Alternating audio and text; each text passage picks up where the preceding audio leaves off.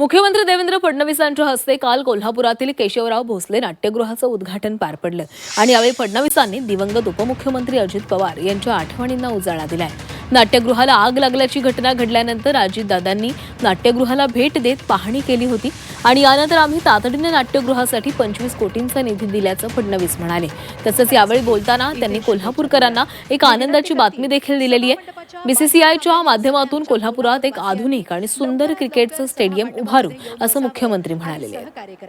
या कार्यक्रमाची सुरुवात, या सोहळ्याची सुरुवात या नाट्यगृहाला आग लागली त्यावेळी खरं म्हणजे आम्ही सगळेच या ठिकाणी होतो आणि आमचे उपमुख्यमंत्री अजितदादा पवार यांनी तात्काळ त्या ठिकाणी भेट दिली आणि मंत्रिमंडळात आम्हाला सर्वांना सांगितलं की कोल्हापूरचं वैभव हे नाट्यगृह आहे।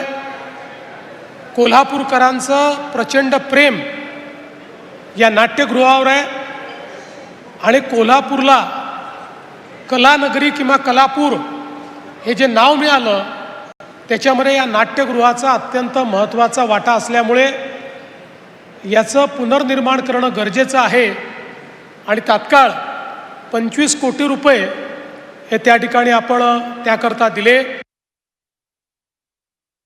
आम्ही कोल्हापूरला एक अतिशय सुंदर क्रिकेटचं स्टेडियम बांधण्याकरता जागा उपलब्ध करून दिली। छत्रपती संभाजीराजे आले होते आणि त्या ठिकाणी जी काही आपली संघटना आहे त्या संघटनेला आम्ही ते दिलेलं आहे आणि आता BCCIला आम्ही विनंती करणार आहोत आणि BCCIच्या माध्यमातून देशातलं एक सुंदर आणि आधुनिक अशा प्रकारचं क्रिकेट स्टेडियम हे आम्ही या कोल्हापूरमध्ये बांधणार आहोत। मागच्या वेळी जेव्हा अमितभाई आले होते त्यावेळेस चंद्रकांत दादांनी आम्ही सगळ्यांनी त्यांच्याशी चर्चा देखील केली आणि मला विश्वास आहे की BCCIच्या माध्यमातून चांगल्या पद्धतीचं स्टेडियम आपल्याला या ठिकाणी बांधता येईल।